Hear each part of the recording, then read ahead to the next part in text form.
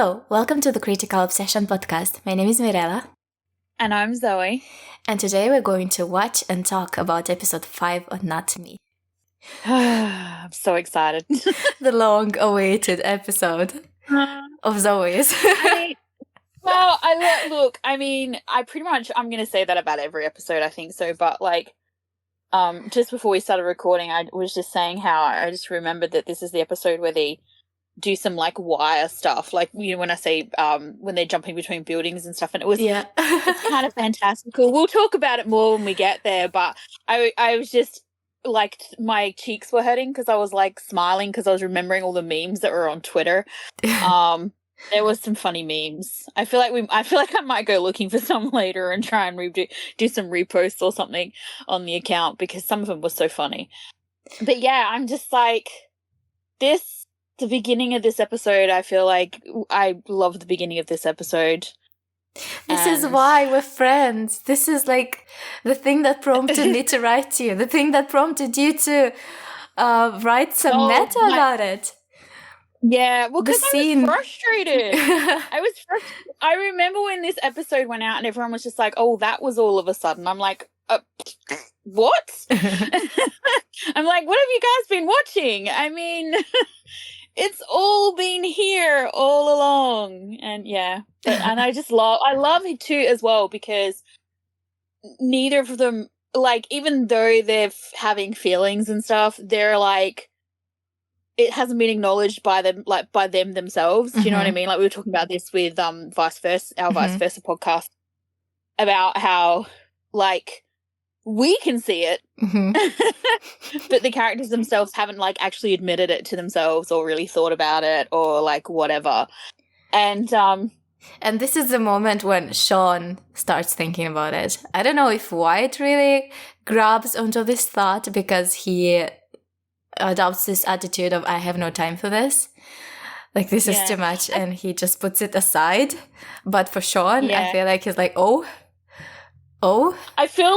I feel like I'm going to have more opinions once we've watched it. Or I'm curious to know what my opinions are. Because I know, because you read the I wrote about it, which I should try and unearth as well. Maybe we'll post that. But I remember, although I feel like it was a bit ranty now to look at it and see. But I remember, having obviously thoughts and feelings about it at the time. But as I said, this is such a different experience, this rewatch that we're doing right now. So definitely looking at it with different eyes, I think. So I'll be curious to see. Although I feel like I'm just going to get sucked into the moment because, as I said, this is one of my favorite moments in the show. I mean, there are so many, but this was one that, kind of was the first one that kind of where I went, yeah. Don't worry, I will drag you out. I'll help you. Oh, look, I'm sure I'm going to have lots to say. But yeah, it's funny because I feel like my memories of what happens in this episode is it's a bit of a roller coaster of serious, and then it's funny, and then it's so it's a good mixed episode, I think. But yeah, every week we get a little bit further into it, and I'm just really excited, but also it's what happened when I was watching it, where I was just oh, I can't wait until next week, and I can't wait until the next episode. And then the closer I was getting towards the end, I was I need to know what happens, but also no. I don't want it to end, I was having that kind of experience. Yeah. And I feel yeah, this is going to happen to me while we're doing this as well, because I'm just going to be sad. So I wish this show got more recognition, got more people watching it. I really hope that people keep finding this show because it's such a good show. Take the BL aspect out of it, take the OffGun out of it, whatever. It's just such a good show, all around. And then you throw in the BL aspect and the OffGun of it, and it's a brilliant show. And it's just it's really, really good. And I'm oh, okay, we should watch it so that we can talk about it some more. Okay, let's go watch part 1. Okay, let's do it. Part 1 of 4. Yeah, I'm just Yeah. So it's funny because when the scene started, obviously I was like, we'd just been talking about how much like this is like one of my favorite bits, and then I'm like, okay, so not this bit, like when it first starts. But yeah, so last week we had the talking about impunity. We had them deciding to go after Tawi. And we also got to meet Black's girlfriend Eugene, who White spent the night with in a very innocent manner. But he did at Black's apartment. And then, yeah, so then we get the first scene, which is the morning after, which is how the previous episode ended, where he had followed Eugene after she kind of, like, sneaked out of Black's apartment in the morning, and he followed her to a meeting place where she met Graham. And so, of course, his first thought is that they're cheating behind Black's back. But he also kind of doesn't want to believe it. Like, he's just like, out of everybody, he's like, this is the person I would at least imagine who would hurt Black. And it's interesting because I was thinking about it at the time, while I was watching it, and he's thinking at it from the standpoint of physically, because like obviously Black is in a coma from physical violence, but the fact that Graham is so actively trying to pursue Eugene and has this interest in her, it shows a little bit of a disregard for Black's feelings and like to a certain extent about like hurting him, you know, just not in the same way that White's actually thinking about. Yeah, I remember watching it with a friend, and he asked me what I think of Graham, and as a character, as a character, like regarding him doing that to Black, and because there's like this code, right? You don't go after your friends' exes, right?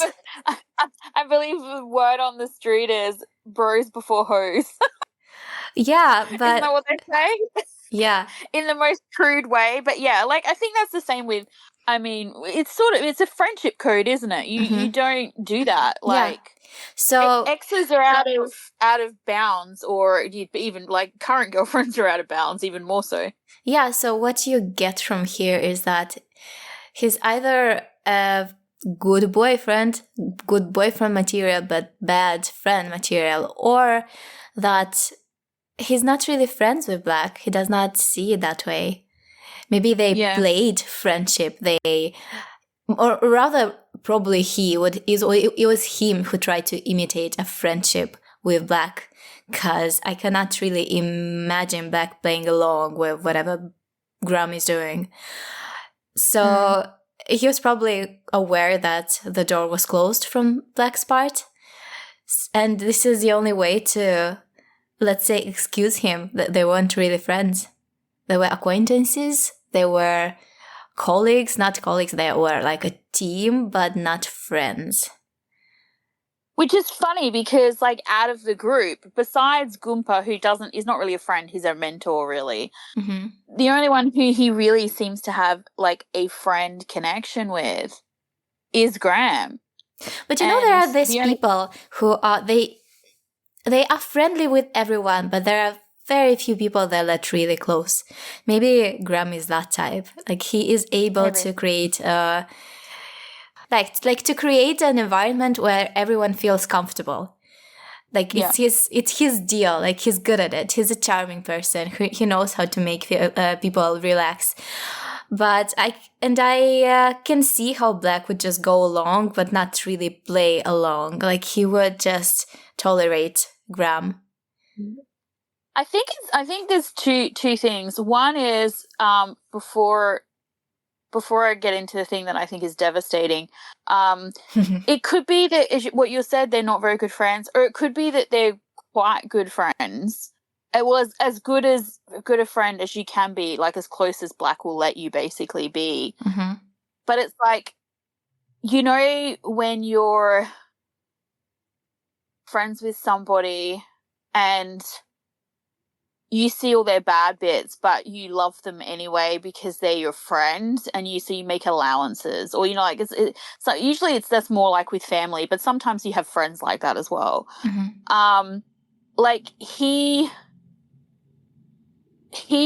Graham is kind of, to me, in this storyline a little bit selfish in that he clearly has feelings for Eugene, and Mm-hmm. so the fact that he thinks, or what he portrays, or what his insight into Black's personality and like what they're doing and all the rest of it, is that Black's not really a good guy who's treating her well. Mm-hmm. So he uses that to justify his behavior. Mm-hmm.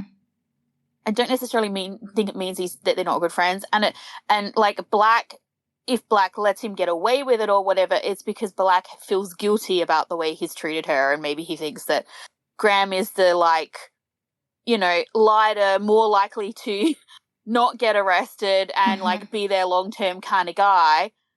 It should be better off with him, so he doesn't make an issue out of it, because like Black is like a very self-sacrificing character, so that fits with both. So I don't necessarily think it means that they're not friends. I mean, there's so many variations on friends, but I do think that it's not like a good friendship necessarily. Yeah. The thing I was going to say that I think is devastating about like this realization that I had is that the two people that we see, like, I guess, put in the storyline as his friends is Graham, who is like, we have this storyline, we have this thing happening, and then you have Todd, who we know Todd's story, but you guys maybe don't, so we won't get into that. But like, neither of these, like, I kind of feel sorry for Black. Like, Black, choose better friends. But then, like, this is what he thinks he deserves, or like he's close, so maybe he can't, like, people can't get close to him even if they want to, because he doesn't allow it. Yeah, back to the tattoo. Like the stuff that he cares about is covered, is hidden. I believe that he does keep his heart closed off, and it is heartbreaking what's happening, because it's like he is proven right for not trusting anyone, for not opening up, for not letting anyone come close to him, because they are going to betray him. Like, even his brother, what he did, if you think about it, is quite, hurtful. I mean, not hurtful, but if you think about it, like, he had this group of people who was his own, like this thing that he did, and now suddenly no one really wants him anymore because his brother. I mean, and if for Graham, he clearly, even though they weren't, I don't feel like he invested, like he opened his heart to Graham to call, like, I think like for real friendship, for it to really matter, for me to call it friendship, you have to have this connection with that person and to be emotionally vulnerable with them. And I don't think Black ever did that with the people from the group. But he did invest into this relationship, because he did, like, they had this moment where he taught him ride the bike that Graham talked about, and maybe other moments that were nice. So it's still a hit. Like, you don't, like, he's proven why he actually should never trust people, which is like, which is so sad. Yes. Yeah. Like, the only people really he's let himself be vulnerable is his brother and probably Todd, from the looks of things. I mean, a little bit with Eugene, we get glimpses, but even not really, because he was lying to her the whole time too. And he left her. Yeah, and he abandoned her. Like, he did not let her in. He did not tell her everything. She clearly saw him as a closed book, and it was hard for her to get to know him, and he kept things from her. He did not trust her completely, or he probably justified it with I'm just protecting her. But if it's your partner, like, you should trust them to make their own choices. But he did not do that. As for Graham, I think he's kind of icky in the story anyway. Like this, I'm just saying that with the friendship, I don't think it was really friendship, but it's just not something that you even if you're not friends with that person, the thing that he does to Eugene here is kind of icky, because it just feels like, he sensed a vulnerable moment, and he's like, yeah, this is the time. This is the perfect time. I have to jump in, and like, yay, finally. Here's my opening. Yeah, yeah, like, exactly. I've been waiting in the wings to be the hero. Yeah. Mm-hmm.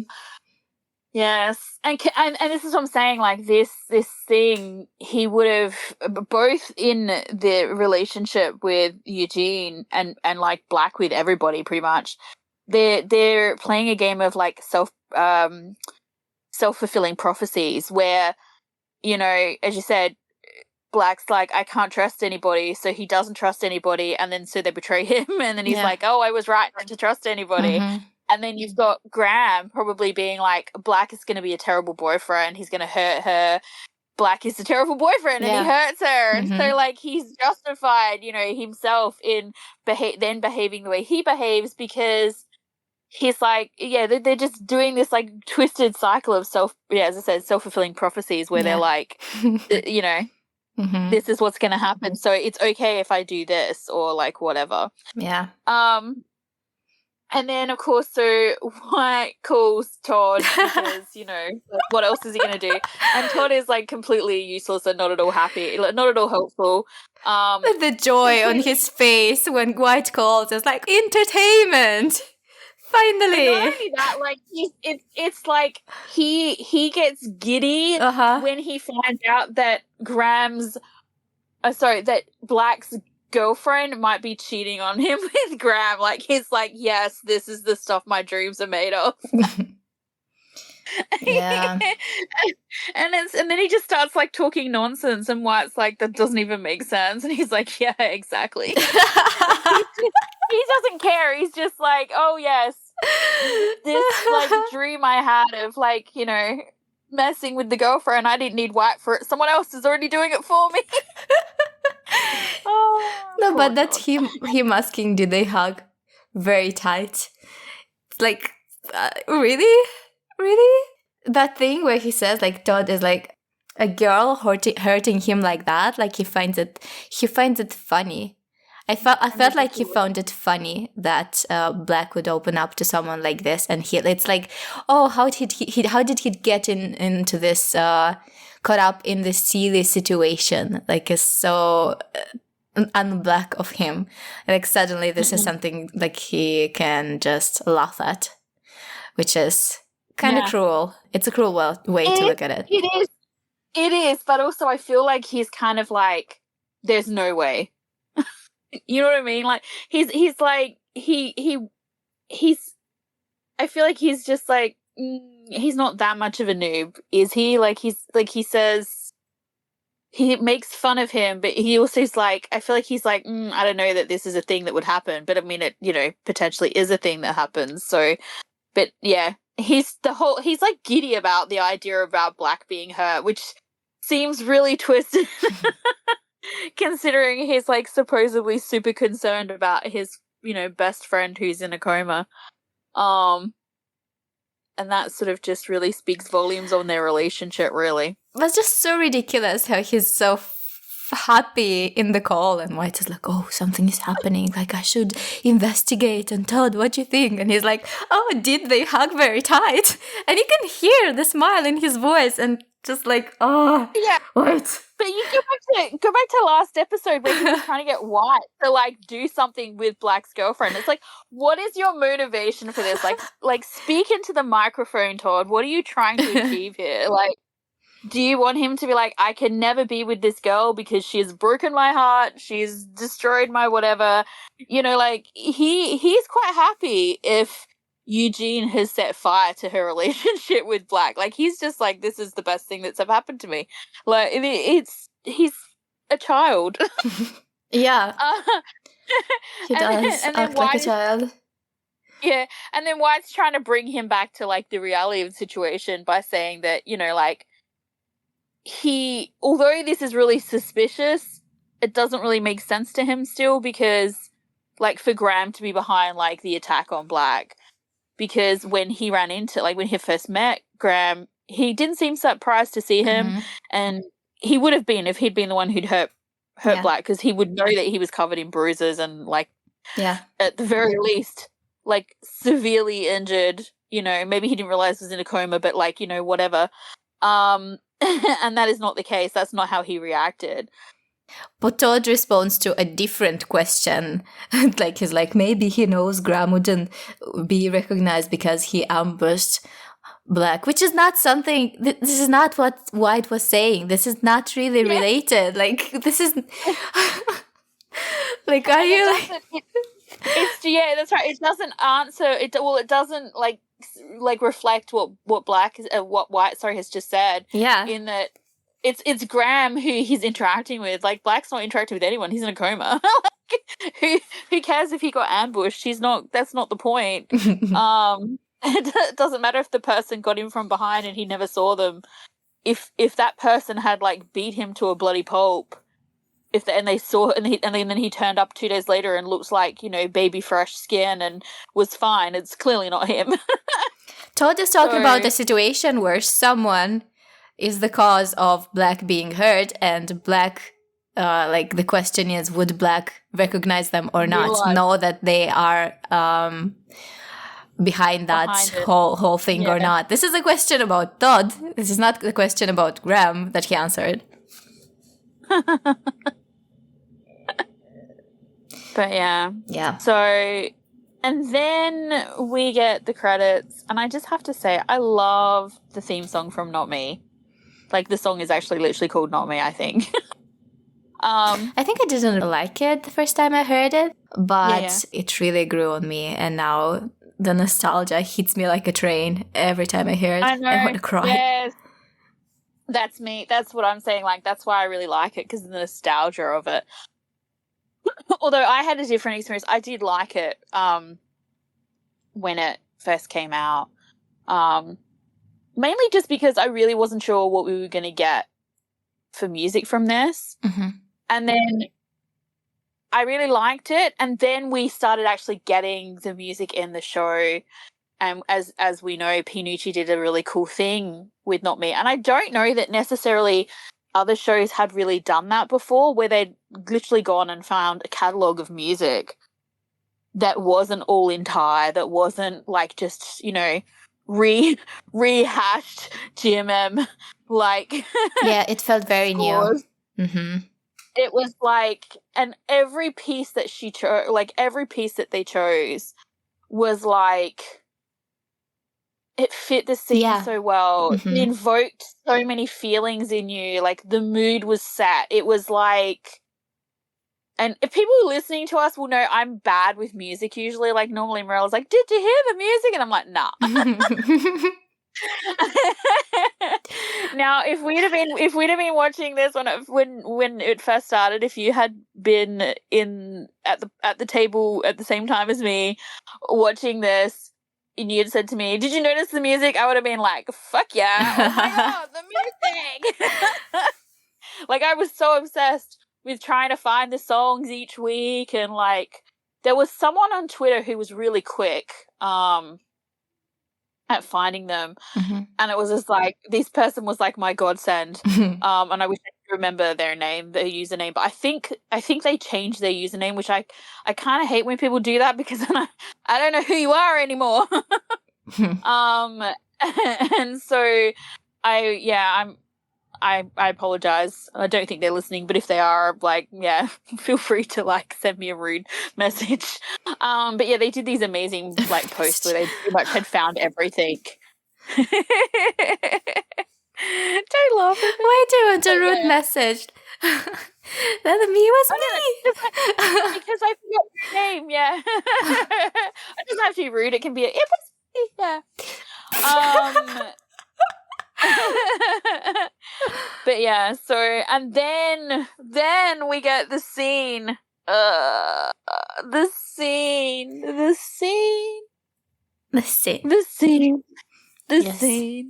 We get the scene that I love. Okay, and so Wyatt goes back to the garage, and he is pissed when he sees. But before that, the music. Did you notice the music? Did you notice the music, Zoe? No. How could you not notice the music? Well, it's really interesting. It sets the moment as being something carefree, like he's so cool, coming back into this situation where he knows, like it projects confidence. This has become his safe zone, this place. Yeah. So it projects confidence. This is how you feel when you hear that song. And then when he opens the door and he sees what he sees, it cuts off. Mm-hmm. And there's a shock on his head, on his face, and then that sound of something being hit. So suddenly it's like the ground was pulled from under him. Like, he's legit pissed when he sees her. Like, there's this girl in his bed, in his place with, like, his man. I mean, he hasn't got that far, but, you know. I think the first thing that I saw on his face was shock. He's shocked. Yeah. He did not expect to see that. He did not expect to feel the way that he did when he saw them together on that bed. Yeah.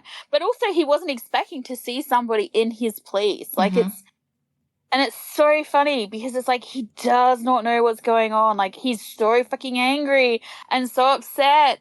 And, like, he probably feels a little bit crazy as well because he doesn't know, like, why he's feeling like this. Yeah. And then, like, the way he wakes them up by slamming the helmet down, like, he's so, like, he wants them to know, like, how pissed he is. Like, I think, like, he's kind of vibrating, like, he's like, oh. Yes, like, oh my god, he's so like angry. Gunn is amazing in this scene. Like, I know, like, there's plenty of scenes in Gunn's career that people point to and go, like, oh, he was amazing for doing this, and you know, like, he won award for Gifted for the fight scene he did, and there's all these different scenes, but in this scene there is so much emotion and, like, attitude and just, like, everything, and it's vibrating inside him, and you can physically see it in certain bits. And I use a different analogy to vibrating in a second, but, like, he's just and it's funny because I'm going to jump ahead, but, like, if you look at it from Black's point of view, like, when Black's from Sean's point of view, not Black, from Sean's point of view, like, we know it's white, but he doesn't know it's white, and so, like, it's, to him it's Black, and he's like, why is Black freaking out right now? Like, why does he care? Like, he's just kind of irritated about being woken up. In the beginning, like, Sean is so just, like, distracted. Like, I just woke up and he did not even notice anything. Yeah, I don't see what the problem is. It was, like, Namo, but I love how Namo is the one to notice, because yeah, you do. Of course you would notice something like that. Of course. Like, you wake up and you know it's his kind of place, and you feel like you're not welcome there. Like, you can feel him pushing you out, like his energy pushing you out of the room. I can imagine being her, like, yeah, girl, I'm sorry. Wyatt's attitude here is, like, so hardcore. Like, he was just, like, it's so funny because if you think about it from the standpoint of what happened to him with him and Sean, like, when he slept with Sean, you know, like, Sean's vulnerability, Sean clinging to him, this intimacy that got between them. You know, we talked previously about, like, how he didn't struggle or pull away from it or fight it. And part of as well what's going on here is, like, he's got this insight to this intimacy that you know, you can access with Sean while sleeping with him potentially. And the idea that this girl could have had that as well, like, holy crap. And it's so funny because it's like, when she gets up, she decides she's going to leave and everything, and Sean's like, what's the hurry? And she says, well, the room owner's back. The room's owner is back. And it's like, so it's like she's admitting that this is not her place, which is interesting. And she's being super sarcastic about it. And, I mean, obviously Sean's probably bitched about the fact that he had to share his room with Black. But there's this bit of sassy bitterness to her, like the way she says those words, because she knows it's not her place. Like deep down, this is not something that is, and it's just, and Sean is so oblivious here. Yeah. Like White's feelings and his attitude, and it's just, and the way, like, when Sean is putting on his jeans, the way it's like, to me, you talking about vibrating, but it's like a simmering, like a pot, simmering. Yes, oil. perfect, yes. And like you can see, like as I say, Gunn does such an amazing job of this, because you can see this in White, like all this intense feeling and pain and jealousy and like this irrational urge to commit violence. Like you can see it all coming to a head. And him trying to hold it together because he doesn't know what's happening, and to him, and it's scaring him. And he's like, it's so subtle and it's so beautifully acted. I love it. I love it. Gunn is brilliant. He's freaking amazing. Yeah. And I have to give kudos to Off as well, because he does such a great job of playing like this distracted character who's just like half asleep still, and like, making his way out the door because the girl's going and he should probably see her home, because he's a good guy, he's the kind of guy you could take home to your mum, vandalism aside. Like he walks you to your door and all that kind of stuff. But like the fact that he is like acting oblivious in such a successful way to the way that like White is just over here just about to explode is good acting in itself, because it would be really easy to get sucked into that vortex, because Gunn is playing White so intense here. Yeah. And when people when you like, how could you look away from that? Like I have to give him kudos as well. But the way he's just like so distracted, like grabs his helmet, and then the way White like literally steps into Sean's path so that he can body check him. Like he slams his shoulder into Sean's shoulder. He wants violence. He wants like but at the same time, he does that, and he's like, what the fuck am I doing? And Sean is like, what the fuck are you doing? And this is a thought that he is left with when Sean leaves.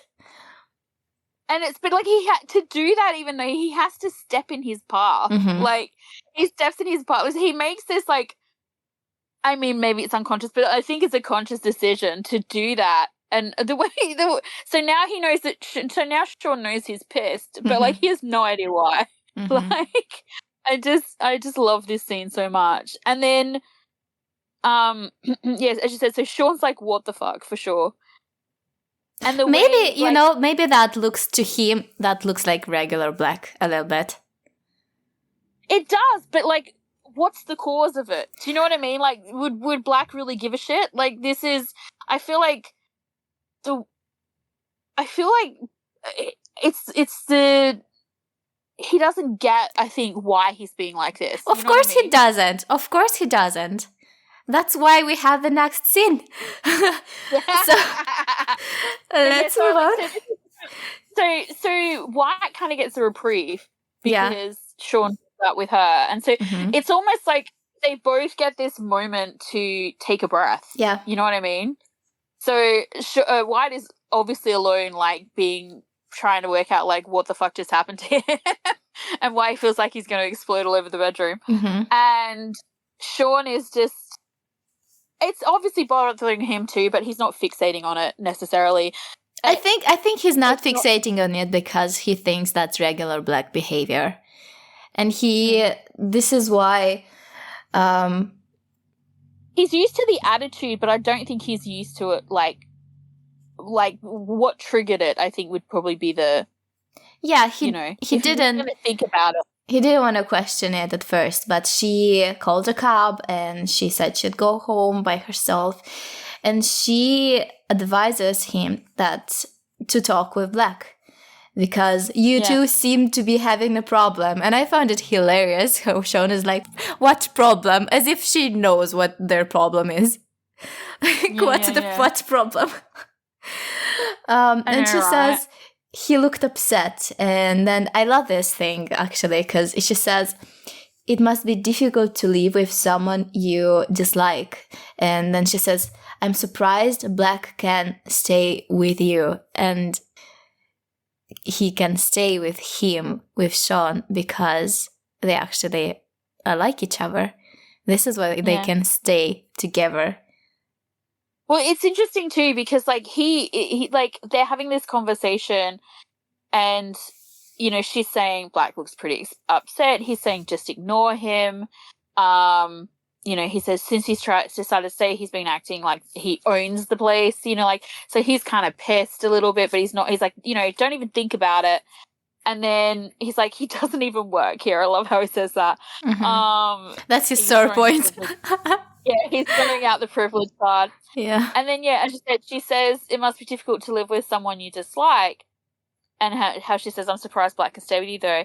And he then replies, he must be in some kind of trouble. That's why I let him stay or whatever, or that's why he came. So like, he then starts kind of making an excuse for him.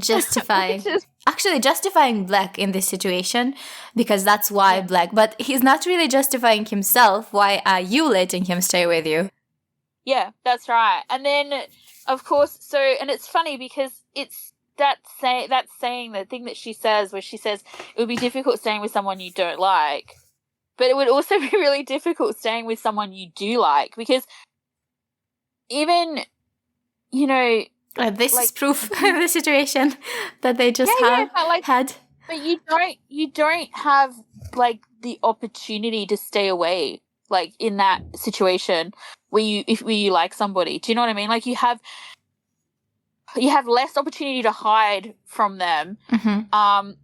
And like from Wyatt's position, like all he needs to do basically is hide. Like he needs to hide, because being out in the open and exposed is like not a great idea, because he can get exposed for like who he actually is, but also his feelings, which he hasn't worked out what they are yet. But once he does, like, it's like, do you really want people to like that? You're trying to hide that. So, and he's not doing a great job of hiding anything right now. And of course we get the conversation between her and Sean as to the insight as to why she's there. She's crashed there because she's basically been fighting with her parents because they don't like her art or something. And they don't understand it. Again, and once again he sort of shows what their relationship is, that like he offers her a place to stay if she needs it. He's being very good friend here to her. I love how he says, if you have problems, again, this is your getaway. And she says, I never want to get away. I just don't want issues in my family. It's an interesting idea to put out there, because it's like, that is a surprising thing to hear from someone who is, you know, young and inspired. People at that age, I feel like usually do want to get away. But what she's saying here is that she wants to be understood. She wants like the older generation to accept her and accept her art. She doesn't want a separation. She doesn't want it to be an us and them. I feel like it's a really clever way of trying to suggest that the social issues affect everyone and everyone should be involved. There should be no separation, and the art is not directed to someone in particular. Like the art is there to enjoy for everyone, and for everyone can find something for themselves in everything that they talk about in this series, basically. I don't know. I found it interesting. I never want to get away. Like, why is it there? Why she doesn't? Because usually they do, right? I wanted to get away when I was her age. Yeah.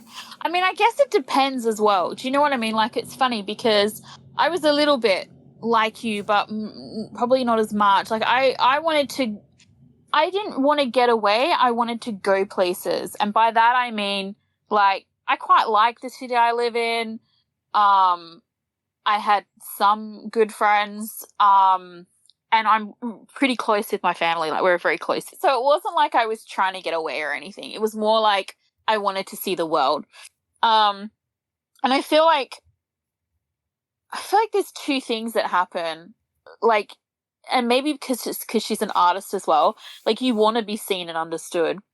Mm-hmm. Like some of us don't actually want to be seen or understood. Mm-hmm. Like I was never somebody who I didn't need other people to understand me. Like I grew up with a circle of friends who most of them half the time didn't understand a word I was saying because I would use words that they didn't know and things like I read a lot, so my vocabulary was like broader, and that's making me sound like a real arsey slob, but like snob, not slob.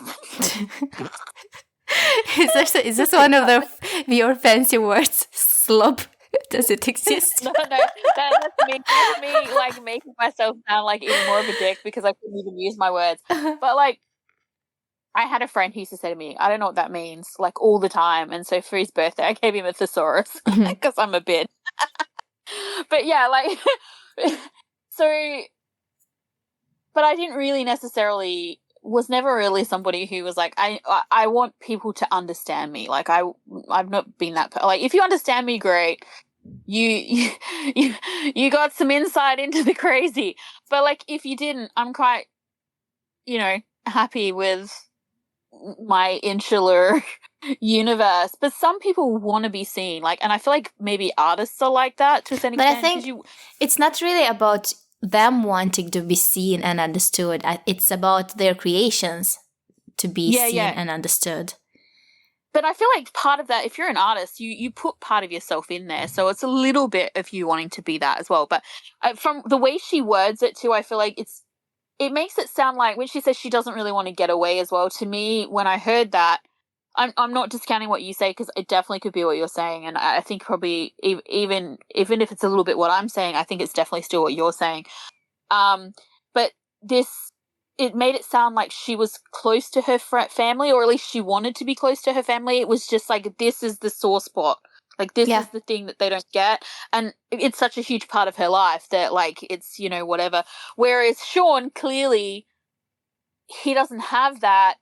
All he's had for the last couple of years is getting away. Like, that's his entire goal, is if it's not to get away from, like, what happened to him, it's revenge. Like, he's got two modes, I feel like.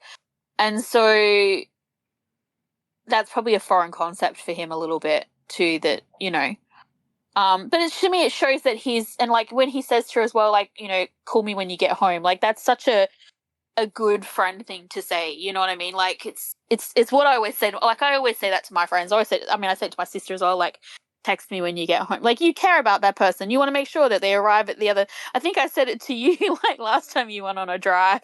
I was like, let me know when you get there or whatever, because when you went for a walk, I think, by yourself or something, because I'm like, I don't want to, like, otherwise I'll worry, because that's just what you do when you care about people. But yeah, so I feel like this scene is cool because we get No, I agree with you. It's probably that. But I did see I never get away in that way as well.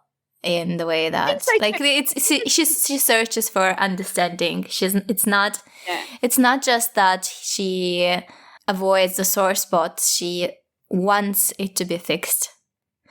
Yeah, that's right. And you're definitely right. I feel like there's so many opportunities that they've taken in this show to, like, speak on social commentary, to make social commentary, because, like, that is essentially what the show is about. It's about society and its limitations and, everything else. And so I feel like it's a missed opportunity if you don't look at it that way as well, how you suggested. But I think it's cool too in this scene because she's actually, it's funny because, like, she clearly likes him, but she's giving him all of these, like, prompts that's making him go, oh, hang on a second, and think about it. Because when he came out, he was kind of pissed. He was a little aggro, because he'd just been body checked for no reason. And, he's like, but when they first went out there, his basic thing was, who cares? this isn't his place anyway. Why is he acting like a dick? You know, whatever.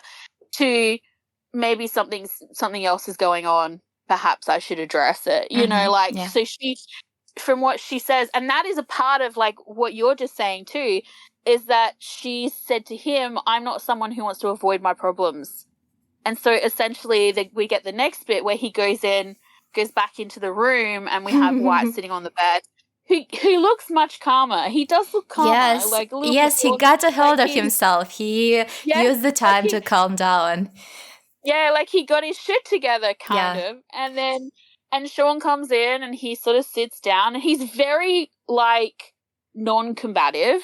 Yes, it's like shit or anything. He hoped it would just go away. He hoped it would not be brought up. Like he was like, okay, I'm calm now, moving on. But Sean comes in and he stands in this position, like combative position, like Namo said, you have a problem with me, like ready for a fight. I don't think he does. I think he's very non-combative, Sean, when he comes in. Sean? I think he kind of is. Yes. No, I think he came in initially. He comes in and sort of sits down. He like the reason why I think he's non-combative when he first comes in is because of the way he comes in. He sits down off to one side. He doesn't say standing in front of White, who's in a seated position. Like that is, if he had stood there in front of him, arms crossed, hands on shoulders. That would look really weird. Hands on hips or something. That's really combative, you know, like that's in your face. He doesn't. He takes a step back and he sits down and he says, you know, Nemo says that you have a problem with me or something like that. He doesn't even say, I think this. He says he's taking a step back by putting it on her as well. So initially, I feel like he's not that way. But then his words, because it's like White looks like he's calmed the fuck down, but once again, like there's this inner turmoil like simmering just below the lid of the pot that like he you know, when Sean walked out, the pot was going, you know, like when you boil a pot of water to make pasta or something, this and the is so lid's funny clanging when it starts to boil. Like he was like that when like it's starting to go like clink clink clink clink, you know, like that. When Sean went outside. When Sean comes back, he's put the pot, you know, he's turned down the stove a little bit. The lid is firmly in place. You know, there's no indication that anything, you know, is below the surface. But it's still simmering there in that pot. Like the water hasn't cooled down. You know, we didn't add ice cubes or anything. And so... But he's trying to look like he has calmed down, because when Sean starts talking to him, he leans back. He just like stands in an open position. He's trying so hard to look relaxed, to project like peacefulness. But and then it's like, I feel like it's because he tries to look not cool, but as you said, like relaxed or whatever. And that kind of triggers Sean a little bit. Don't forget, Sean is looking at Black, not at White. So Sean is just like, you were just a massive dick, and now you're like, oh, there's no problem. And he's like, so like, instead of saying, I'm going to call bullshit, he's basically like, don't lie, tell the truth. And you see White has this moment, like Gunn does something with his facial expression where he's like, he considers it for a second and is just like, all right then. and the bubbles, the boiling has just started, and it just gets bigger and bigger and bigger and bigger, and then the lid just flies off and it's on the floor now somewhere, and the water is spilling all over the stovetop, and you know, it's like, so, but it's just the way this fight is, because it's, as I said, it starts off almost kind of civil, and then Sean pushes it further by opening like the door up and like almost kind of, I guess, forcing White to say something. Yeah, he escalates the situation, Sean. He does. Like White just kind of sits in it for a second, and he's like, it's like inside he's listening to Elsa and she's singing "Let It Go," but like he's like, yeah, I'm not gonna.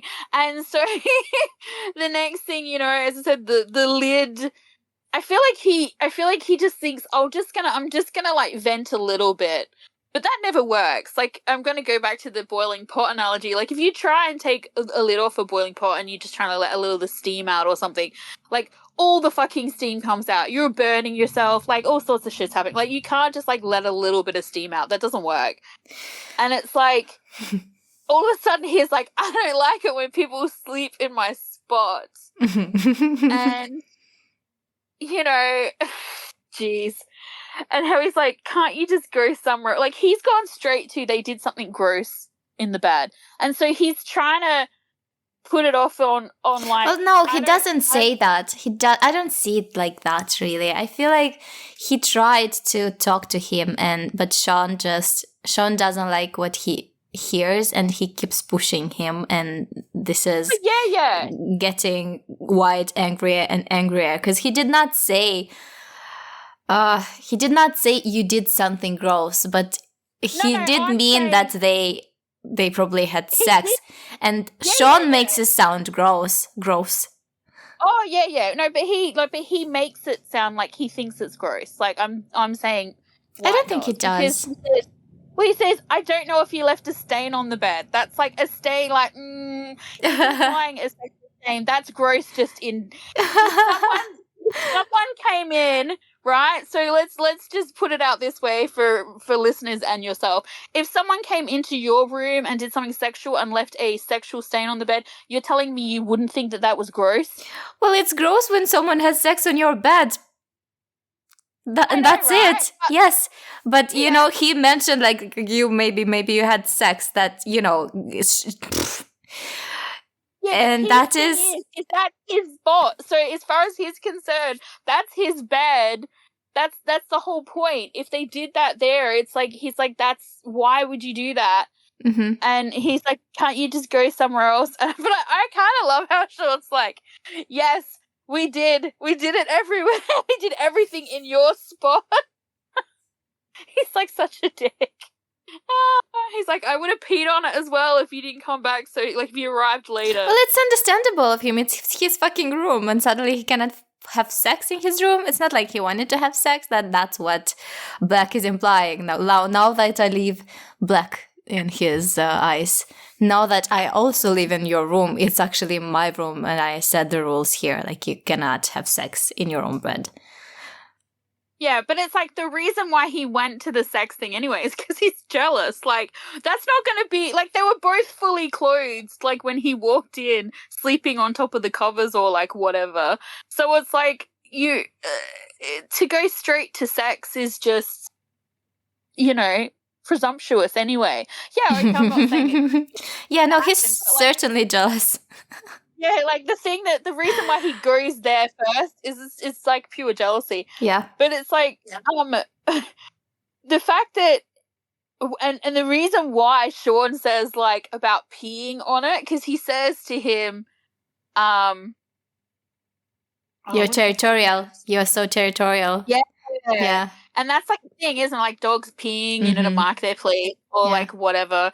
It's funny because, like, Sean kind of, like, refers to himself like a dog by saying, oh, yeah, I totally peed everywhere. But, yeah, he's like, you know, why are you so territorial? Like, it's so weird for him that Black would be territorial over a space that is Sean's exclusively. And he's like, it's just a bed. Like, you know what I mean? Like, it's just... And the way White is like, a sleeping spot is personal space. Like, is it so hard to get that?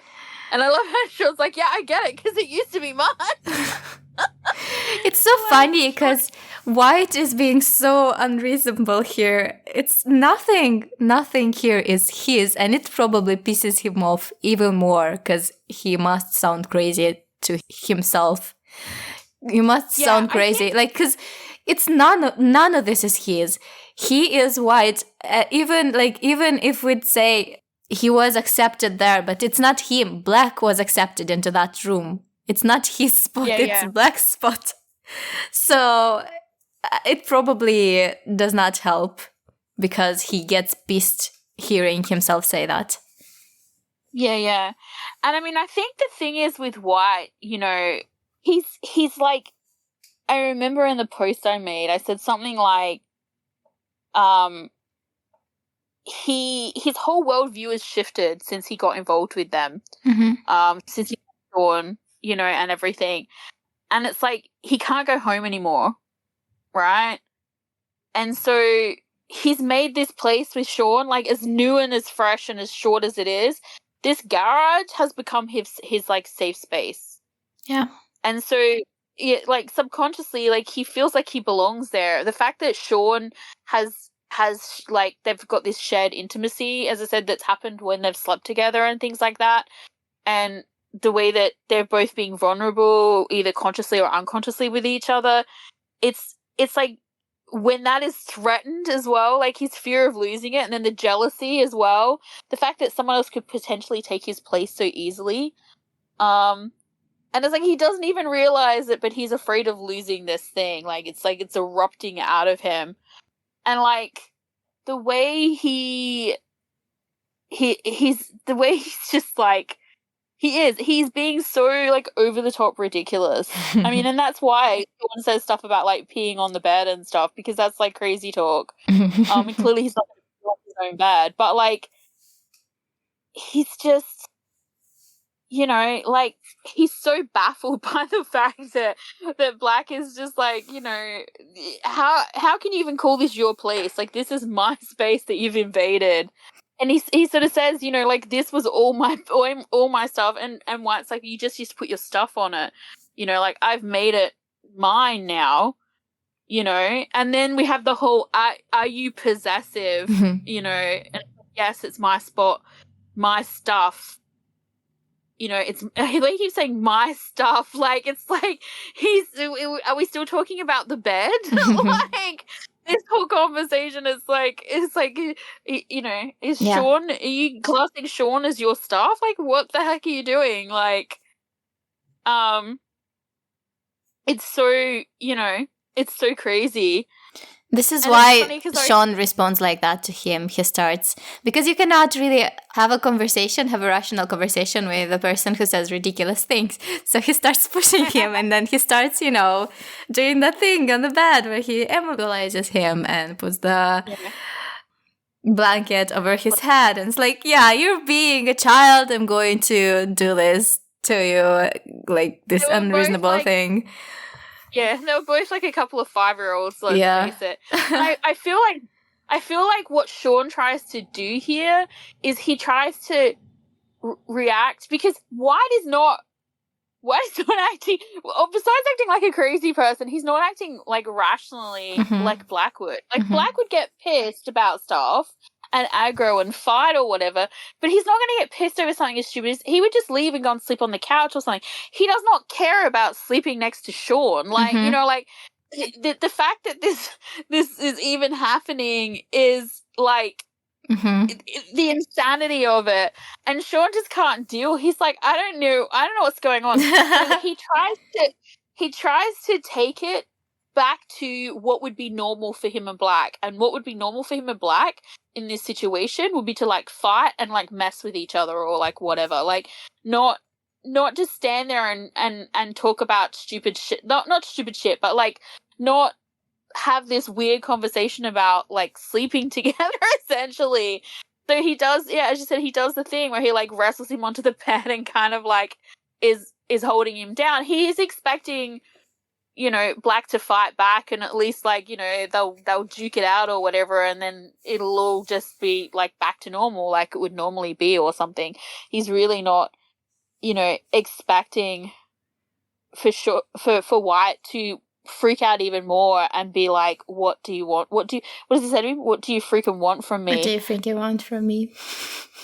Before we go further, I want to, it was funny because while I was watching this and he was talking about, and he was so mocking towards White about how possessive he is, and I couldn't help think about how Sean is actually really going to love that possessiveness later on. He's like, he's going to be living for White being possessive, like, honestly, because he's such a twisted little bean. He's more. He's even more possessive than White. So yeah. Yeah, right. It's like pot. Have you met kettle? Like, it's like. Yeah. But yeah. So, and then in that scene, like this is the bit. Like, I love all of the scene, like the whole part of this bit, but this part here, like like the eye contact between them, and it's like Sean is kind of pissed and confused and angry and like, like I said, he's trying to mess with Black because he just doesn't know why it's just feels weird, and let's do what we would normally do, and they would normally kick the shit out of each other and like whatever, and then you've got White who's really hurt and actually trying to be honest, but he does not. It's like he can't really be honest because he doesn't know like what he's trying to say, which is why he's coming out like a crazy person. And it's like, yeah, and then, and yeah. I feel like this is the moment when the lead flies off. The lid, yeah, it does actually. This is the bit where the lid flies off. What do you freaking want from me? Yeah. And because what happens here is not what Sean was expecting. What Sean was expecting was for Black to come up like fist swinging and like knock him out or something. He did not expect for Black to be like, "What do you freaking want from me?" And then emotions look at him in that and tears. Yeah, where he's so vulnerable. And then he retreats. But you know, I find it fascinating how when he sees that on White's face, he does that, you know, he reflects his emotions to him. Like there's shock on his face when he sees White's face, and then he looks just as vulnerable in that moment. Yeah. They both look so vulnerable because suddenly he understands. I think he understands what just happened, and he's just like, wow. Well, I kind of feel like it's a little bit like that, but I also feel like he's like, what the fuck just happened, and why do I feel this bad, and why does it hurt me? You know what I mean? Like, it's like, because I still don't think White really knows like why the fuck he just said or did or anything.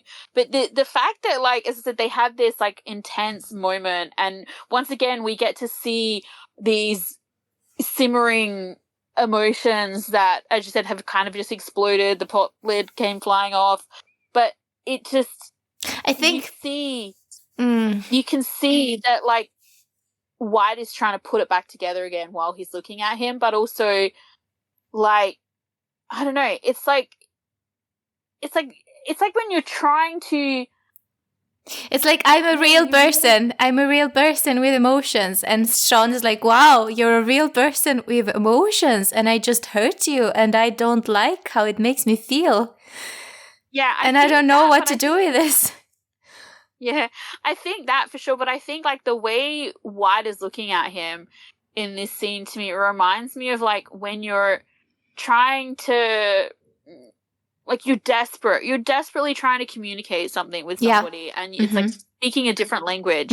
You don't really know what you want to say even. You can't get the words out, and it's frustrating. Yeah. And like if you throw in like fear and pain and like jealousy and like whatever else, and to chuck in a whole lot of irrational, crazy thought, then like you have this like thing that's happening to him while they're looking at each other. But, and as I said, this moment here, like when they're looking at each other, like White is so desperately, as you said, trying to be seen. It's funny because we talked about like before about wanting to be seen, and I feel like in this moment here, he wants Sean to see him. He doesn't really, I don't think he really knows what he wants him to see, but he wants him to see him. And then I think he feels like he's going to cry, and so he retreats. And this is wiping not, off his tears as he leaves. Oh my god, yeah, it's so funny. I was so bummed when I went to Twitter after this episode, because I didn't see anybody talking about that, and I'm like, how are people missing that he was crying? And I remember doing a post like, he was crying, and someone's like, no, he wasn't. I'm like, watch it again. He walks out the door and he wipes the tears away. Like, this is why he retreats. Really? People did not see him crying? So many people were like, no one was talking about it. And then I had at least 2 or 3 people say to me, no, he wasn't. I was like, yeah, he was. Go watch it again. Oh. I will accept your apology when you come back. But like, and I feel like this other thing that we get, like when the camera pans to Sean and we have his reaction, as you said, to it and everything, the way his I think part of his reaction initially too is the fact that, because once again, don't forget, he's seeing Black, not White, is that Black retreated. Like, Black wouldn't retreat. Like, why would Black retreat in that Mm-hmm. situation? And so that, like, freaks him the fuck out. You know, like, that's just whatever. And then I feel like it's obvious that White was crying. I mean, I saw it straight away, so to me I felt like it was obvious. And I was like, Sean had to see that too. And he's like, he must be so fucking confused. Like, why is he like this? Like, why is he suddenly like this? And we had Sean before, like, paying attention.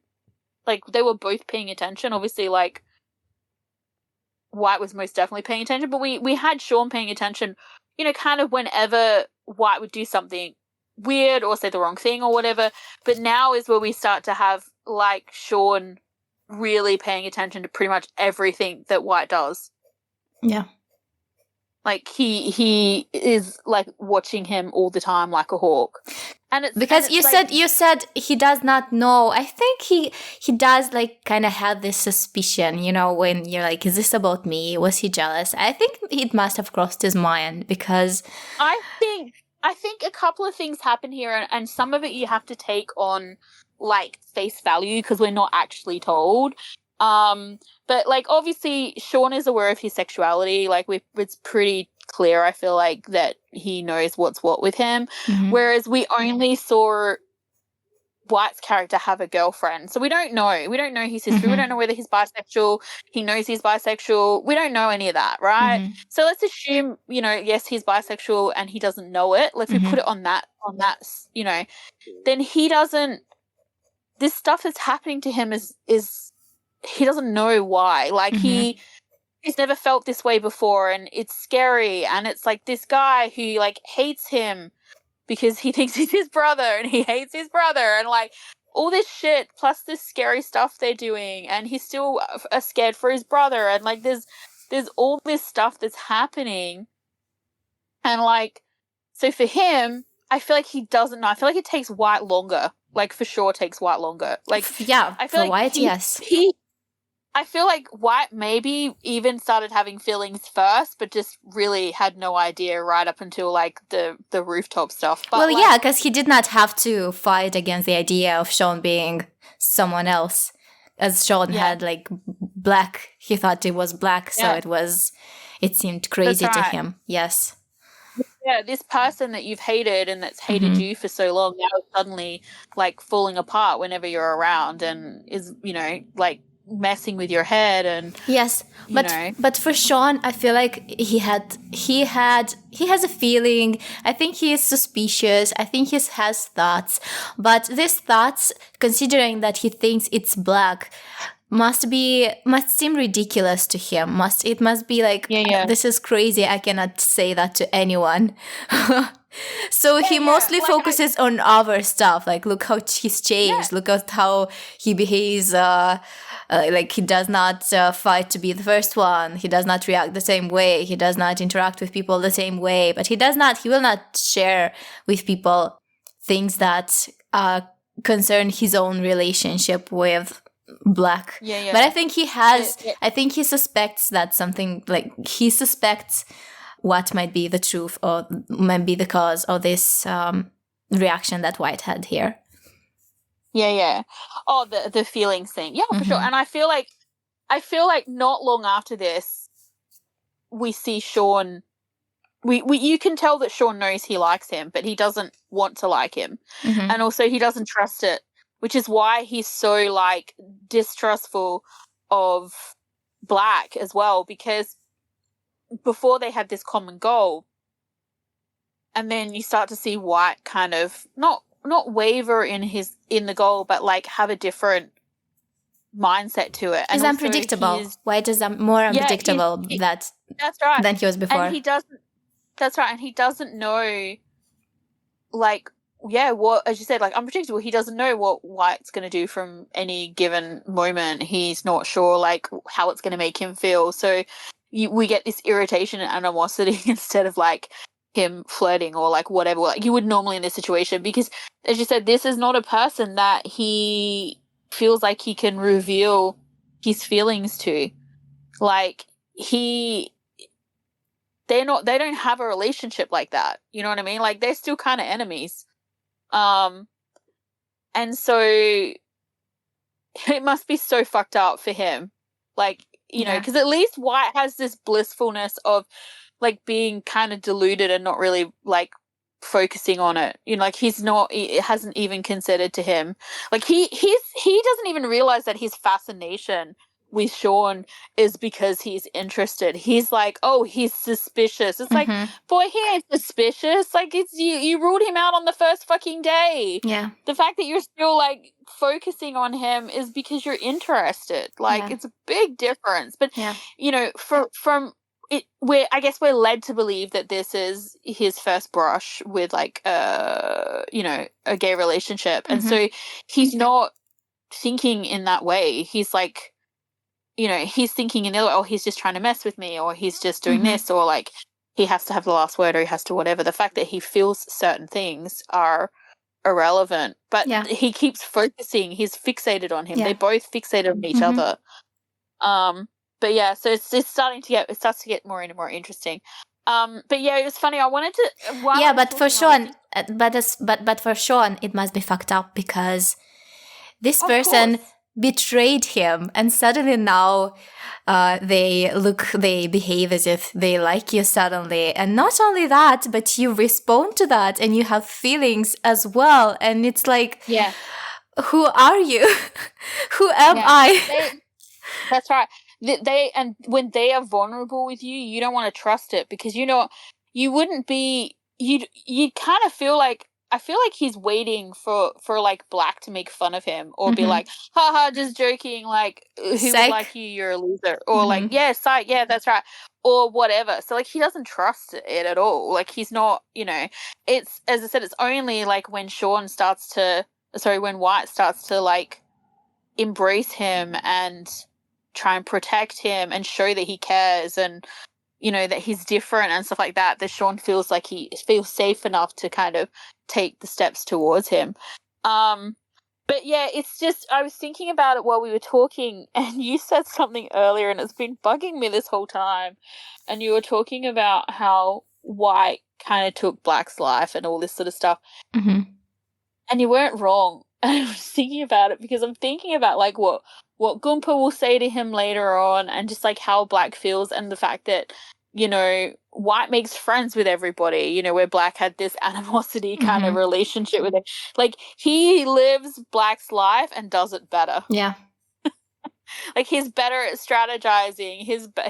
Like there's a bunch of stuff he's better at that he, you know, he gets told later on, you know, White's better at you than this, or like what. Yeah. And it's like, how like horrible must that be? And it would be tied up as well because, you know, they were separated, and clearly the most important, like as a kid or whatever, the most important person in Black's life for sure would have been White. And so, you know, you're kind of happy that this person is back, you know, your person is back, the other half of you is here, but also, just like Eugene, he doesn't want him in danger, so he doesn't want him too close, so he's got to push him away.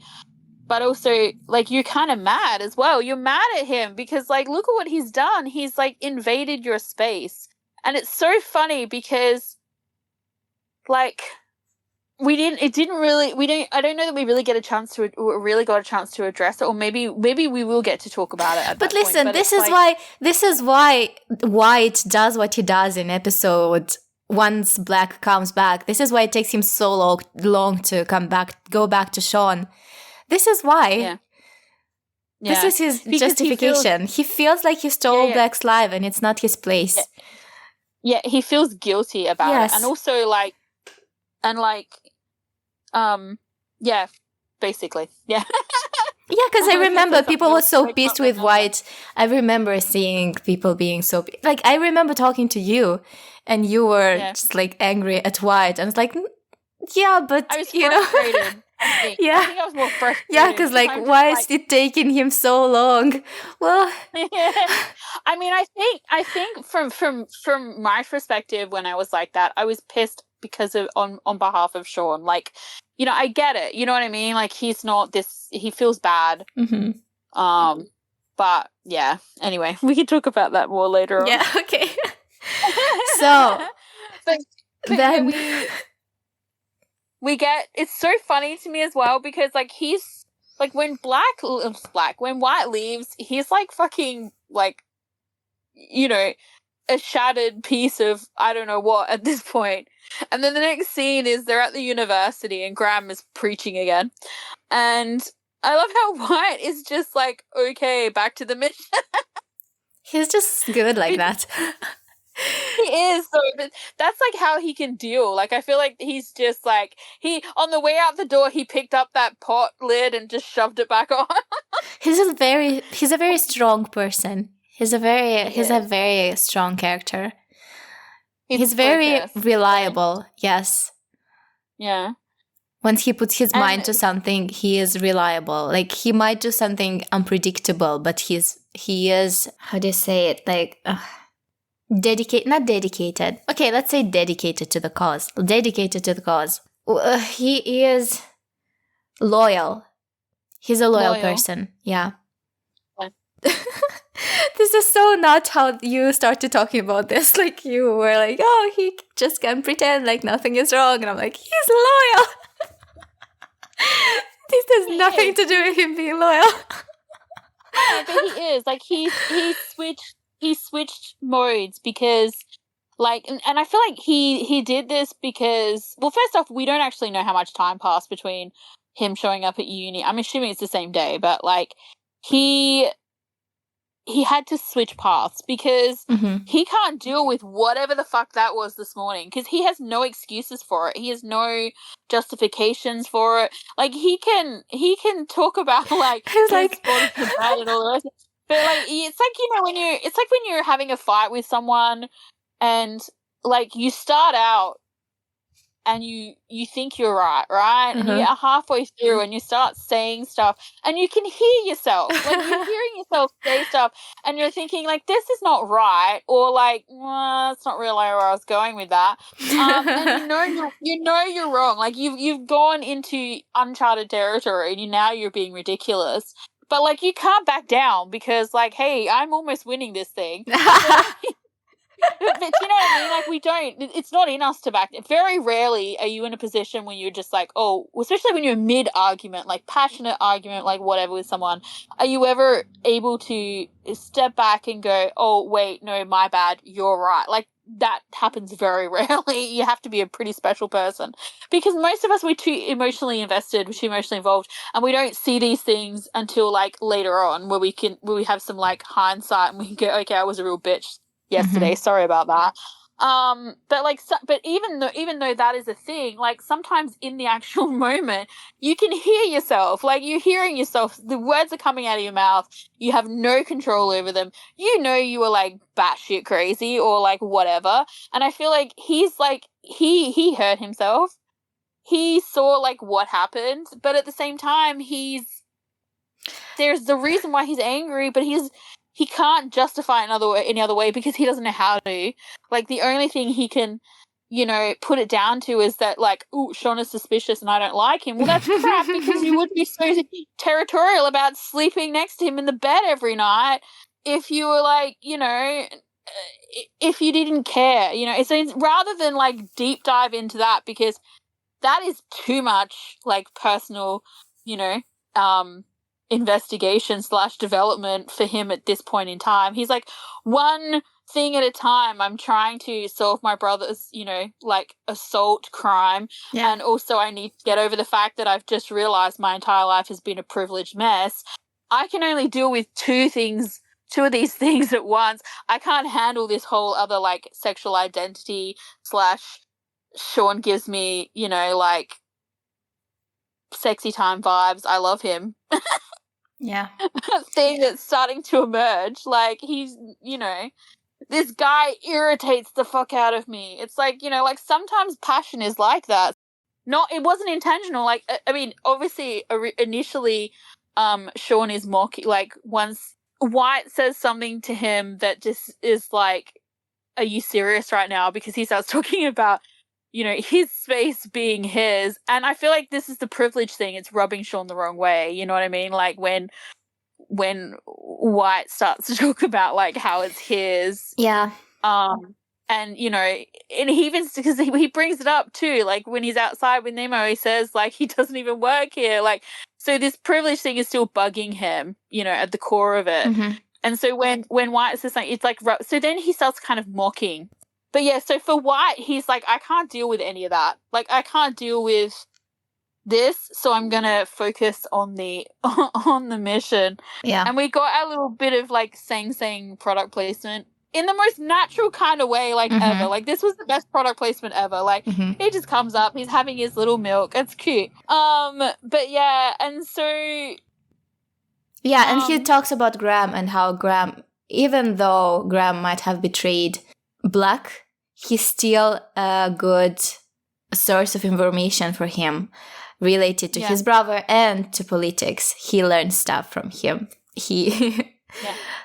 So he's like, how can I use him? But he's like, he's so reliable for me, which is funny because he is a good judge of character, and Graham is a good source of information for him, and he is reliable in this sense to him. So it's kind of fucked up how he is and he isn't. He is unreliable for Black because he's hurting him in such a way, but for White, he's like a great person. Yeah, well, it wouldn't affect him. That's right. Yeah. So, but this is another good scene, I feel like, where we get like some more insight into Graham's character as a whole, because like he can't win. Like he's having, you know, fights with Nooch about like their assignment, and he can't beat her. And so then he tries to get White to agree with him, and White's like, yeah, no, I did this. Yeah, because he uses emotion. He uses emotion while Nooch and White use cold, hard facts. Yeah. And when he doesn't get his own way, like when he can't win, he's like, I'm not talking to you anymore, like a little kid. Yeah. Are you against me? There's a lot of tantrums in this first part of this episode. Yeah. But yeah, and it's so like the way he's like, yeah, I'm not talking to you anymore. And then of course Eugene calls him like right in front of White, and White's like, yeah, like you said, he might be dodgy, but like I need to know more. But it's funny because he has this fear then as well. Like he keeps like he suspects somebody, but then he's like, oh, but what if they're suspecting me? Because he's like, what if they're starting to doubt me? Like I need to kind of, you know, funny because he just did such a weird thing with Sean. Sean should be the first one on his list to be scared of him, you know, finding out who he is. It's like he's like, oh, I better act normal and like, you know, spend some time with him and try and get to know him better. And it's like, dude, he does not even care about you because like he cannot see you. You like you literally just threw a grenade in Sean's bedroom and then walked out and left all the body pieces all over the room. Like, what are you doing? It's so funny. And then I love how he's like, you know, he gets Graham to he basically, as you said, he's a really good judge of character. White. He appeals to Graham's ego here in saying to him, you know, can you help me study law, blah, blah, blah. Like, so it's like, I need you. You're better at it than me. You know more than I do kind of thing to get, like, closer to him. And he tries to angle that for that evening. And I love how Graham once again is like, you forgot. Like, no, we have something on. And what's it called? Chase tag. I love how White's like, what the hell is... Yeah, I remember watching this episode and dying so much. Like, at the beginning, this first part was like, wow, I was just blown away. And then we got the chase tag, and I was just like, what am I watching? And you know what? I have to give it to them. They had a very small budget for this show, and I feel like they did the best they could. And it's actually kind of fun because this shit can get really dark and really serious really quickly.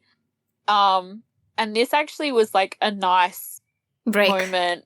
It was. It broke it up a little bit. And it does, like, even though they did this, it's funny because my mum and I talked about it when we watched it.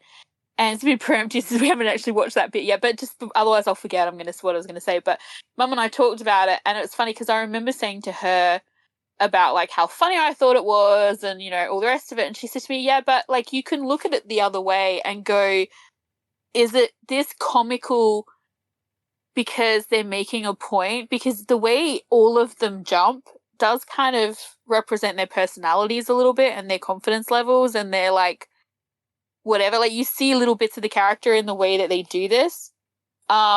And that probably was part of their motivation when they said to them, you know, okay, we need to do this.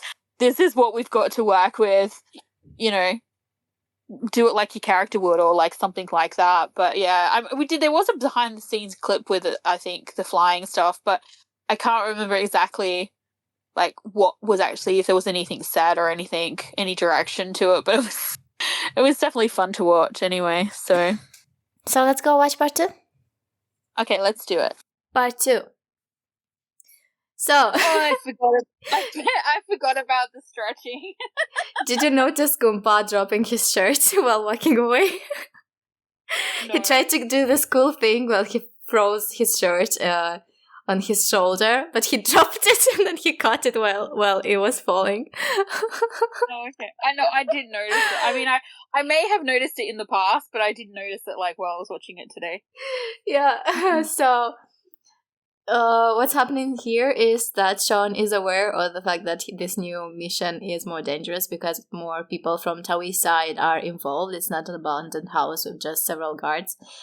And he asked Goomba to train them.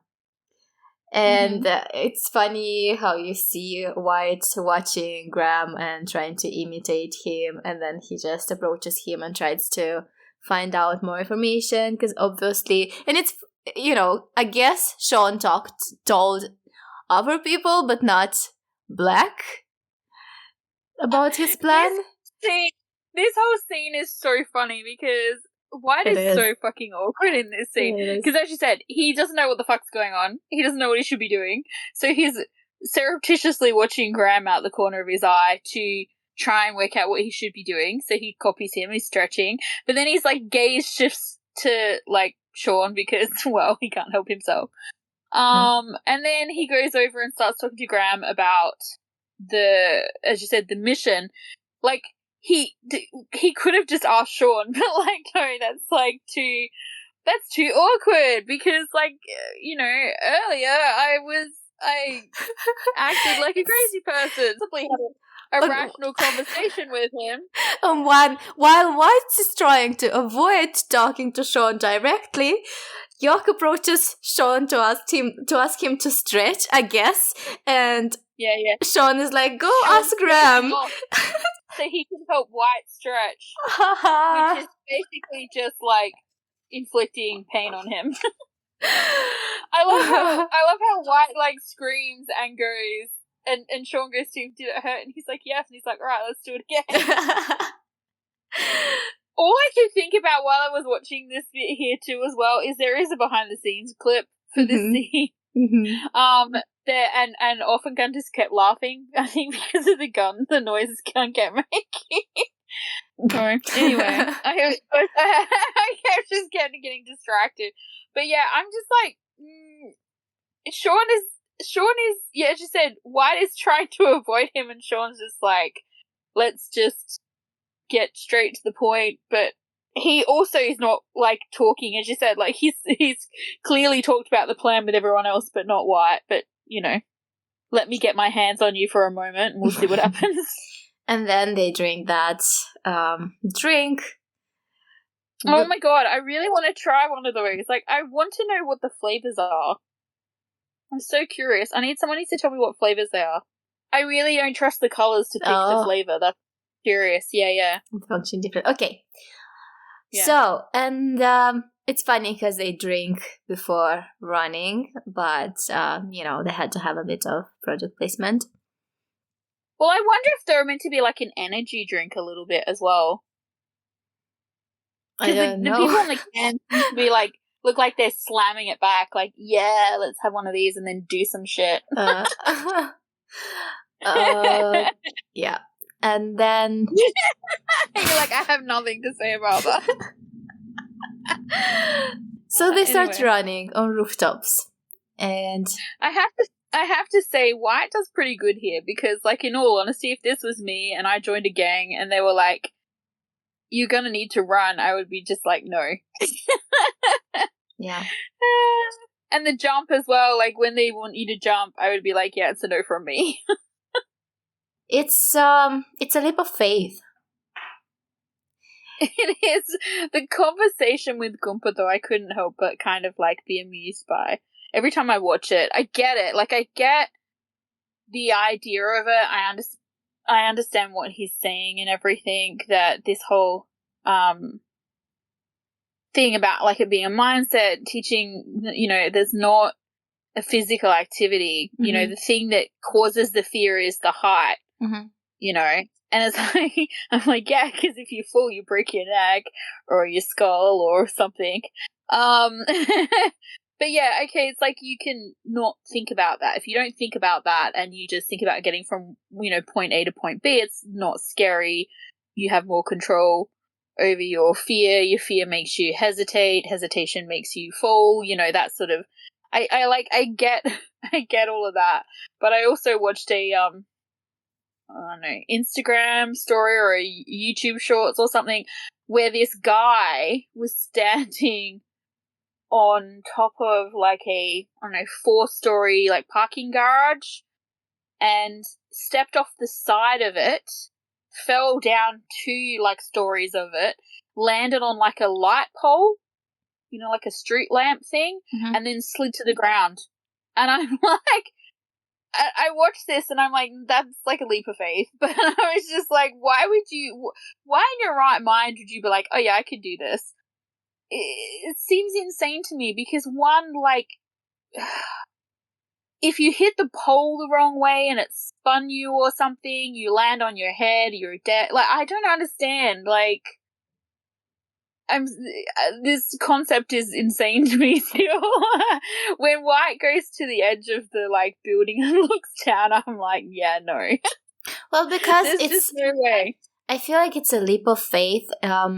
And in this situation, it's about doing something crazy because you need to trust yourself, trust that you can do it. And it's also, if you can do this, what they're trying to tell us is that once you do this, you gain more confidence and you can do the leap of faith in this mission, in which you need to trust yourself, you need to trust in the cause, you need to trust the team as well. It's basically doing something that has a high chance of failure and that can hurt you immensely. And that can be unpredictable, but you still want to do it because you had that goal that you round towards, and it will help you make courageous, brave decisions when you think that there is no way to get out of the situation, that you're certainly stuck or they're going to catch you, or like, I guess maybe to help you fight the freeze reaction. Yeah, I can't separate my brain from it. Like, I get it. I get it for like the narrative of the story, but like, I'm like, even if I take the story out of it and I'm just even the actors with their wires, I would still be like, yeah, it's a no from me. Well, it's done in a romantic way. I mean, so many people are into things like parkour and all that, and I don't know, I think it's insane, but that's because I don't understand it. You know what I mean? Like, it's not that I don't understand. I don't understand why you would, for the purpose of the story, the narrative of the story, I get it. But I'm like, just in general, I do not understand why this is something that people would choose to do. I want to talk about the way it makes sense for the story, because in reality, yeah, it's kind of crazy. But at the same time, if you had a conversation with someone who did that and they told you, like, this is why I'm doing this is a leap of faith, it's, you only live once, it's YOLO. Yes, cementing a mindset, you would be like, okay, you do you, it works for you, great. I feel like it's one of those things, isn't it? Maybe I'm getting hung up on it because, as I said, I'm not really afraid of many things, but I don't like heights. Like, I'm weird about heights. Mm-hmm. The really funny thing about this thing that they do here, this is really stupid. I'm like, this is my rationality for all things high, right? So Ferris wheels, like roller coasters, whatever, I cannot do them. I feel physically ill, like it scares the crap out of me. But when I was in Japan, I went to the Disneyland they have there in Tokyo, and there's a ride called Space Mountain, which is a roller coaster, and it's in the dark. Like, it's in this big warehouse thing, and it's in the dark, and you can't see shit. And I went on that a bunch of times, and it's high and stuff. It goes really fast. But you don't see any of it, so it's like it wasn't scary for me, which is weird. The concept, the fear was gone because the concept of it was gone. And then I'm weird about stuff like heights if it's over water, because and it makes no sense. Like, logically, my brain says if you fell from this high and landed in water, the fall would kill you anyway, regardless of the fact that there's water there. But because I'm a really good swimmer, my brain's like, it would be safe. So, like, this jump that they're doing between the buildings, why you would have a pool, why you would have a body of water below it, I don't know. Random swimming pool. I could totally do it if there was water. I couldn't do it if it was like concrete or whatever. It's just how my brain works. So, like, I guess kind of from the concept, and as I said with the roller coaster, it was in the dark. I guess the concept he's trying to push is that you need to take those things that scare you out of the fact, out of it, and think about why you're doing it. Like, and then the concept of how you get from that, like, the point you're at now to the point you need to be at. And I guess as well, like, part of what they're doing here, the purpose of doing this, because he even says it, and Goomba doesn't really answer the question I don't feel, in respect to the way Gun kind of asks it, White kind of asks it, which is, because he says, like, it's just a beverage factory, right? Like, we're not going to be doing anything like this. And instead he starts talking about, like, how it's about, not thinking about the mindset and not thinking about thinking about the height and all the rest of it. It's not scary if you don't do blah, blah, blah. I feel like the purpose of doing this for any situation is that it makes you, as you said, like, a less afraid, I guess, and also gives you this ability to adapt to situations that maybe you didn't expect. You're less afraid. You don't take time to, like, go, oh my god, and freak out, because you don't, like, in a situation like that, you don't have time. And as we do get to see later on when they go in the beverage factory, White is very good at, like, kind of coming up with other solutions when pushed. Yeah. But whenever I watch this scene, I'm always like, yeah, no. Because I would be so afraid. But it's so funny that he's like, did he say? Because I did not make a note. That it's only a manufacturer, blah blah blah, whatever. Yeah, he says that. Yeah, we're just going to a beverage manufacturer. Like, how would we? We would not. We don't need this skill set or something. Yeah, funny that you say that, White, because if you remember last time, you only had to burn down a house and how things went down, like is written in history books. Yeah, well, that's right. It can get unpredictable. You don't know what you're going to face, and this time it's even more dangerous. So you must prepare yourself for unpredictable situations, and to be brave. Yeah. And to realize that you're facing something dangerous, that things might go south pretty quickly. Well, and maybe that's a part of it as well. Like, if you can't do this jump, this, like, so-called leap of faith or whatever, will you be when push comes to shove and you have to make a hard decision, or you have to make a spur of the moment thing that's like super scary or whatever, like are you going to choke or are you going to be able to actually follow through? Yeah, we know that White is someone who will follow. Hang on, wait. Big flares. All right, start again. Yeah, I think it's also an exercise of awareness, because last time he was not prepared. He went into this. We know he is ready to act. He's not someone who freezes, right? He went into the building, but he was not aware of the dangers. He was not ready for what was happening. Yeah. While this jump is like getting into the mindset that things are dangerous, and this thing that you are jumping into can have unpredictable turns. And besides the fact that you should not freeze, you should also be smart about the choices that you make. Yeah, it's funny too, because it's interesting that you said about like the previous thing, he wasn't prepared. Well, he didn't know what the plan was.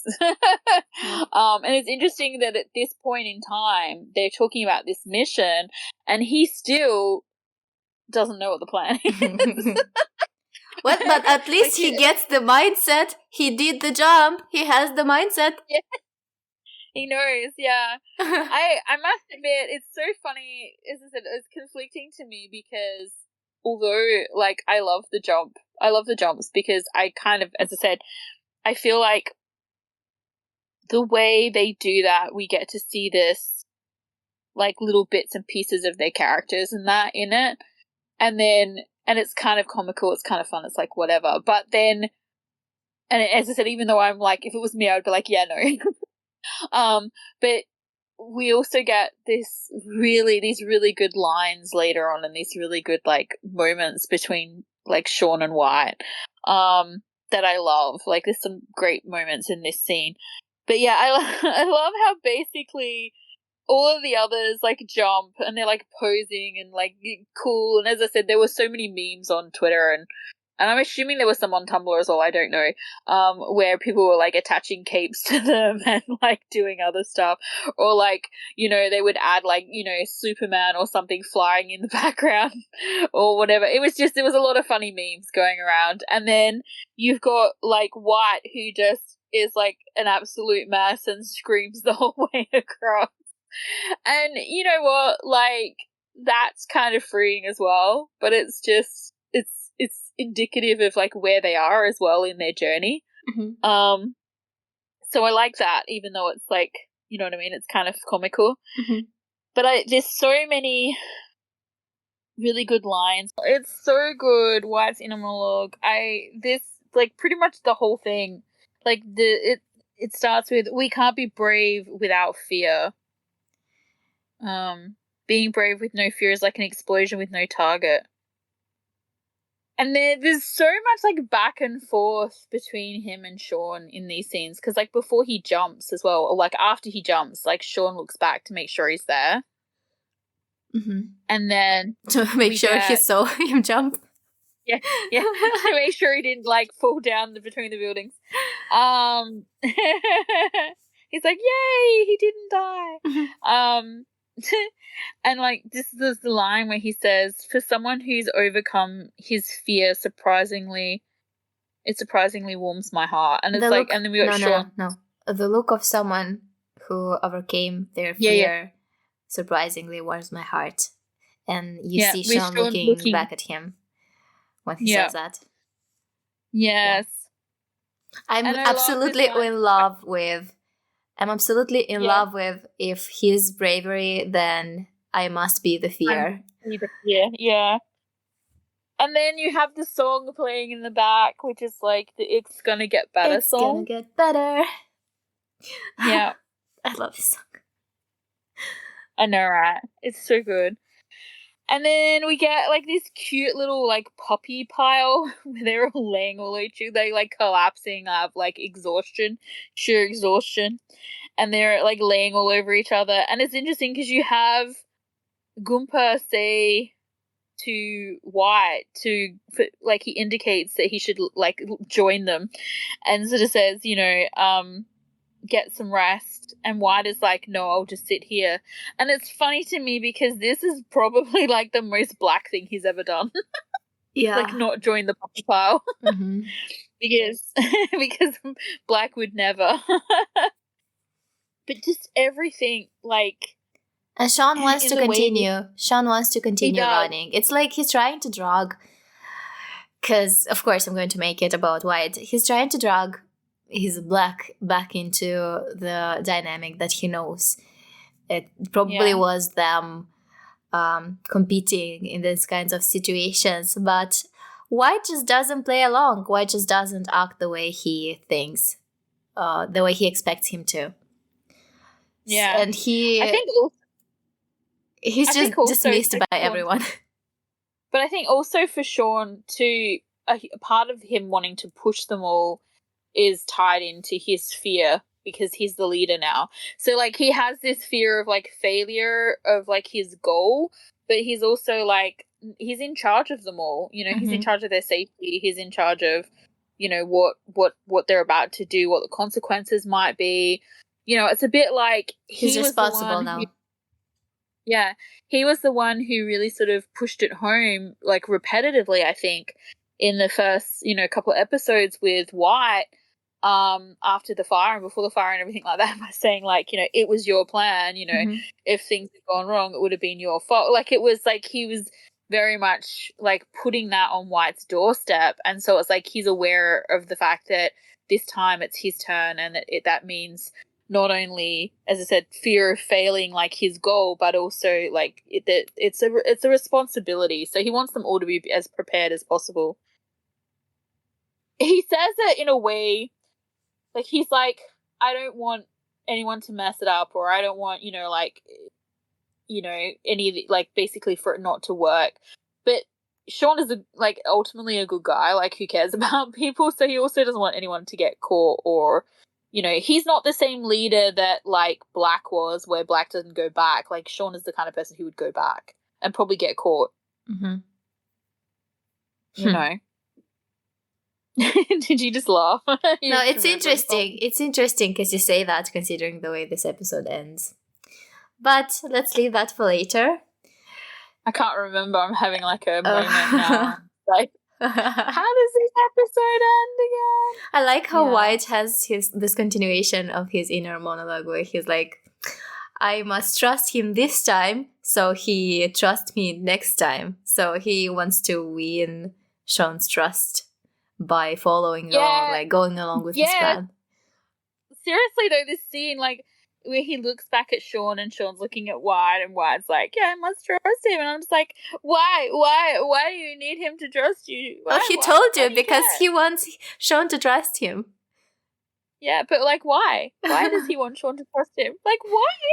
He doesn't go into that. He stops at this thought. This is enough for him. Even his inner monologue is avoiding the, like, elephant in the room. Like, just hilarious. Nothing to see here. Nothing is going on. Yeah. There's no feeling. It's gonna just think about the trash. I'm gonna think about that unspeakable thing tomorrow. Unthinkable thing, even. Yeah, that's right. But yeah, and I love Sean being, like, saying to Gunpei about how Black is acting weird, because, like, in the past he would be the one who always boasted about, like, how he was first and, you know, whatever, and did the best job, and now he's, like, worried about, like, studying and getting good grades. And I just love how Gunpei is, like, he does that a bunch of times, but he's like low-key roasting Sean about, like, the fact that he's paying way too much attention to White, and, like, are you sure nothing else is going on? And I feel from like enemies to roommates. Yeah, I feel like there's a missed opportunity for, like, you know, because I think I said in the episode podcast where Gunpei, like, basically tells them they're going to be sharing Sean's room, and I was like, I quickly, like, watched really intently as he walked away from the door to see if he was smiling, and, like, he wasn't. But I feel like there was a missed opportunity. I feel like he should have had, like, a little smile on his face, because at this point I feel like he's kind of shipping them or something. But yeah, he's just like, yeah, you're paying way too much attention. I love how Yoke's like, oh no, he's being weird, and then he's just like, and he's like, Graham thinks so too. Like the way Sean's like, Graham thinks so too, like a little kid. Like, but then everybody agrees. But then Gopal's like, no, it's not about that. What? No, you're not focusing on the right thing. Everyone, shut up. Can you tell how he's changed? And the answer is not something that Sean is ready to talk about right now. No, and we got some more good music there, because once again we get him like looking at Y and everything, and we get the song, and it's like the lyric is like, for you to see me, I'm breaking out of your mold, or something like that. The lyrics are, and I'm just like, it's so good, so good with the music choices, so good. Yeah. So now I'm like, I'm having what's the I just remembered how the episode ends. Oh. It's funny because you were just like, it's funny because how this episode ends, and at the time I was completely blank. I was like, I cannot remember how this episode ends, and then it just came to me, and I'm just like, oh, how fun. But yeah. So we will continue watching. As for our listeners, thank you for hanging out with us. Share our podcast with people who you think would be interested, and goodbye for now. Bye.